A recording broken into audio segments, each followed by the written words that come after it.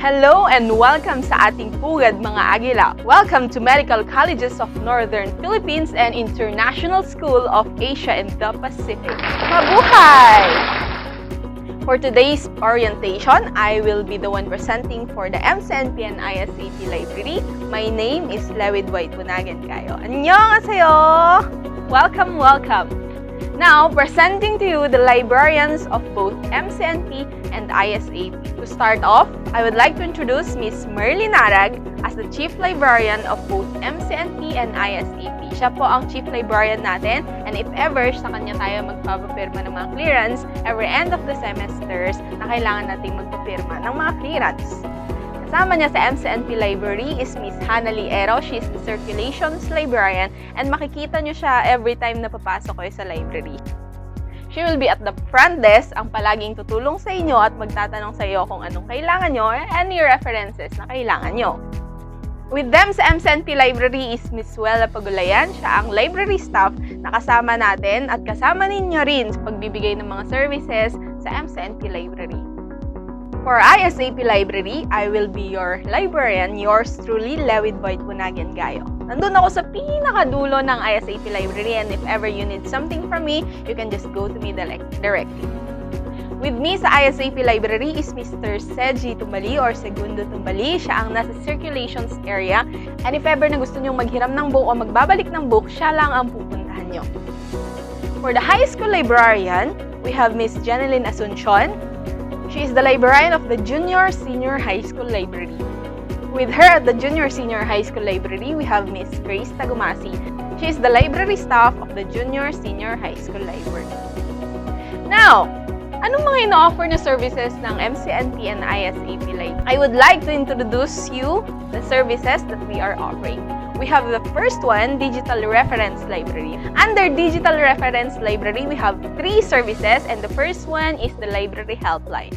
The Library Helpline, you can contact us in our social media accounts, our phone numbers, you can call us, and even in our email accounts. Pwede nyo kami i-contact kung gusto nyong tanungin. Anong gusto nyong malaman? Ma'am, may pasok ba ngayon? Ma'am, pwedeng pumasok sa library? Ma'am, may references ba kayo regarding this, regarding that? You can ask us anything under the sun, and we will answer you for sure. Our contact information will be posted at the end of the presentation, kaya pakisulat na lang if ever you see it. For the next service, we have the online reference. Online reference naman is if ever you need references, or if ever you needed books, gusto nyo ng e-books, or gusto nyo ng mga, mag-send kami sa inyo ng e-versions ng mga libro, you can just call us and you can just tell us kung anong mga references that you need, and we will surely give them to you. For the third one, we have the library website. For the library website, if you want to know the collection of books na meron ang library, kung gusto nyo malaman ba kung may references ba ang library regarding this topic or regarding this subject, of course, you can just look into the library website and look for the books that you are looking for. This is the webpage of MCNP ISAP Libraries, and it is found, and you can search it at library.mcnp.edu.ph. Our next service is Information Literacy Program. What do we do here? Ngayon, ang ginagawa namin dito is we coordinate with your research teachers, and we will be teaching you lessons. We have 3 lessons for the first years and second year students, and 4 lessons for fourth year students. We will be teaching you how to be safe in the internet, and at the same time for your browsing and for your searching results.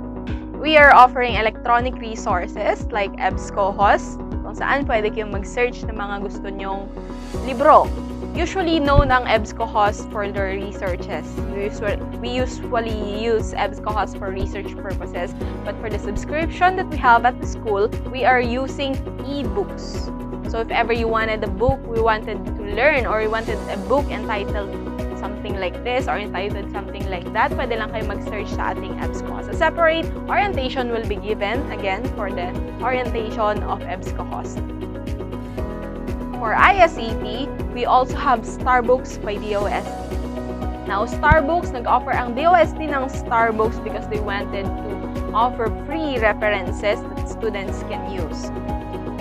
Unfortunately, this is mainly used for ISAP and especially for the high school students kasi marami tayong references na mahanap dito like videos, audios, pictures, and many more references na pwede nating hanapin dito. what are the policies or ano ba yung mga policies na kailangan nating malaman pag pupunta tayo ng library? The first, before tayo papasok ng library, kailangan po nating i-follow yung mga floor maps natin or floor markings natin to keep a distance between yourself and for the other people. And at the same time, it will be for your safety. At the same time, kailangan nating ilagay ang mga gamit natin, our belongings, sa ating baggage counter. Though it's not a locker, pero we have a baggage counter intended for use sa ating mga estudyante. Meron po tayong alcohol and sanitizer na nakalagay sa entrance ng library and you can use it if ever napapasok kayo. At the same time, katabi niya is we have a logbook. Kailangan nyo magsulat sa logbook because at the end of the semester, isasabit namin yung logbook sa inyong mga deans and program coordinators. Now, aside from the logbook, kailangan nyong i-report or kailangan nating i-report ang entrance natin sa library using the health card. Unfortunately, we will not be using QR codes, but we need to text the number that is placed at the poster. Kailangan nyong i-text yung HG number na nakalagay doon.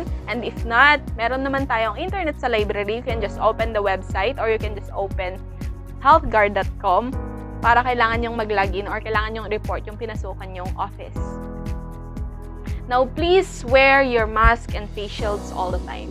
Now, kung pag-hassle naman sa inyo, you can remove your face shield, pero siguraduhin nyo or keep in mind na kailangan mag-isa nyo lang. We have 3 halls sa library, and if ever na mag-isa nyo lang sa hall 1 or hall 2, pwede nyo lang tanggalin ang mga face shields nyo, pero pag may kasama na kayo, please put them back on.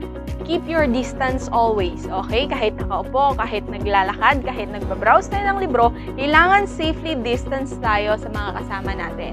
Now, lahat ng na-browse nating libro or nahawakan nating libro, please place them in the designated area na ilalagay namin per shelf.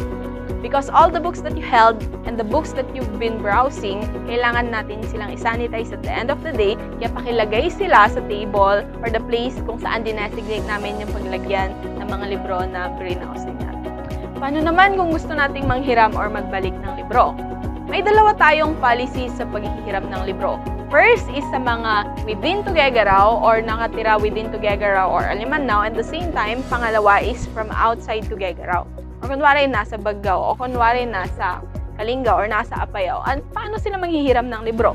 Firstly, sa pag-borrow. So within Tuguegarao or within Alimannaw, if you live within Tuguegarao, pwede kang manghiram ng 2 professional books, 2 professional books, pwera lang ng General Collection at Filipiniana for 3 days. Okay? 2 professional books for 3 days. And at the same time, magiging 3 ang mahihiram natin kasi fiction books. Now, 2 professional books plus 1 fiction book. So, 3 libro for 3 days. Fiction books are always borrowed for 1 week. So, you have enough time, ample time, na basahin yung content ng fiction books natin. Now, for students outside Tuguegarao, you cannot borrow the physical books. Okay? Hindi po natin pwedeng ipahiram yon. Bakit? Kasi to keep the books and at the same time you safe. And at the same time, to monitor ba kung meron ba tong libro. Now, mind you, mahal po ang mga libro natin for MCNP and ISAP. So, to keep them safe, hindi po natin sila ipapahiram sa mga outside Tuguegarao. Pero paano pag gusto nyong humiram? Ma'am, gusto ko pa rin humiram ng ganitong libro. Now, you can contact us kasi i-scan namin yung mga kailangan yung pages. Mind you, nasa amin yung syllabus ninyo and we can check if you really need that references or hindi. And at the same time, we will be talking or we will be contacting your advisors or your teachers para malaman namin kung ano ba talaga yung mga specific na references na kailangan nyo, and those books will what we will be sending to you. And another one, if ever na gusto nyo naman ng or electronic versions nito, we can scan it to you. Kunwari nasa Kalinga ka, we can scan the book and then we will be encrypting it with password. We will be sending it to your email. We will be sending it to your email, not your social media accounts. Okay? Now, for students who live within Tuguegarao and Alimannaw, ang kailangan nyo lang is library card and book card. Okay? For first-year students na wala pang library card, ang kailangan nyo lang is to provide your assessment sa librarian. Ipapakita nyo yung assessment sa librarian, and after that, we'll be creating your library cards. Kailangan po nating ipalaminate ang mga library cards to keep them safe para po hindi sila basta-bastang masira. After that, saka lang kayo makakahiram ng libro after na namin yung nagawan ng library card. After 3 days ng paghiram mo ng libro, kailangan mo siyang ibalik para magamit ng mga ibang estudyante or para magamit naman ng teacher mo. Na kunwari, naghiram ka ng libro ng Monday, okay? Tuesday, Wednesday, Thursday, Friday. Okay? By Friday, before 12 p.m., kailangan mo nang ibalik yung libro. Kasi upon 12 p.m. na hindi ka pa nagbabalik, that will be automatically 10 pesos. By Saturday na hindi ka pa nagbalik, another 10 pesos na papatong. So, pag 20 pesos and above, kailangan mong bayad sa finance office, and 20 pesos and below, kailangan mong magbayad na sa library. We'll be giving you a receipt na ipapakita sa finance office para dun ka na lang magbayad. Okay? Now, for those who live naman outside Tuguegarao na nag-request ng e-copies or nag-request ng scan book, after 3 days din, mapapalitan ng password yung na-request yung libro. Why? Para maging fair naman siya sa mga nanghiram ng libro for 3 days only. Compare sa mga hindi nanghiram ng libro na mag-extend pa sila until 4, 5, or 1 week na paghiram sa libro. So, after 3 days, mapapalitan ng password, and kung gusto nyo i-access ulit yung libro, kailangan nyo i-request or kailangan nyo tawagan or kailangan nyo i-contact ulit ang librarians natin. Kung gusto mo naman ng contactless as ayaw mong makipagharap sa librarian, we also have a drop-off returning of books. Now, paano to? Ang mangyayari dito, ibabalik mo yung libro na hindi ka haharap kay librarian. I-drop off mo lang siya in a specific area or in a specific place kung saan pwede ka mag-drop off ng libro. Now, first step 1, kailangan mo muna i-contact si librarian. Ma'am, I want to return the books that I borrowed last ganito, ganyan. Now, step 2, verify yan ni librarian. Okay, verify niya kung may penalty ka ba. Kasi if you ever have a penalty, hindi pwede ang drop-off. You need to come to the library and face the librarian, and also, you need to pay the penalty na kailangan mong bayaran. Once na na-verify na yan ni librarian na wala kang babayaran, step 3, pupunta ka na lang sa designated area kung saan i-drop off yung libro, and then you will just drop the book, and ilalagay namin doon yung library card mo. And then you're good. That is the drop-off returning of books. Kung gusto mo naman mag-photocopy ng libro, what you need to do is go to the librarian, and we will be giving you a slip kung saan nakalagay doon kung ilang pages, the number of pages, the specific number of pages, and the specified number of pages lang kung ilan ang i-photocopy or kung anong pages ang i-photocopy. Now, you will need to present that slip sa photocopy center, and then they will just photocopy the number of pages that indicated there. Now, for those outside Tuguegarao na gusto rin naman ng i-photocopy pa rin talaga yung libro or their specific book needs na hindi na ayaw nila ang e-copies or electronic copies, now what we will do is contact us kasi we will do the photocopy for you, and then we will talk. We will be talking with you and your advisor or in your teacher and the librarian. Kailangan nating pag-usapan how we will deliver it, when we will deliver it, and if you really need that photocopy. Now, that's the end of my presentation, the orientation of the library, and these are the contact information of the MCNP and ISAP library. For Facebook or Messenger, you can just search our name, MCNP ISAP Athenaeum. Mind you, we have Athenaeum in our name. That means library. MCNP and ISAP official page will only have MCNP and ISAP, but for the library, we have Athenaeum on our name. For Gmail, you can contact us through our official email accounts, library@mcnp.edu.ph and at library@isap.edu.ph. Again, sa ating website, you can access OPAC, Online Public Access Catalog, wherein you can search or you can see the library collection or yung mga books na laman ng library natin. You can search the books kung anong gusto nyong malaman na meron sa amin. So then you can contact us tanungin kung anong references na kailangan namin isend sa inyo. Once again, my name is Lewid White Punagan Gayo. I am your ISAP librarian and welcome! Mabuhay, Mighty Eagles!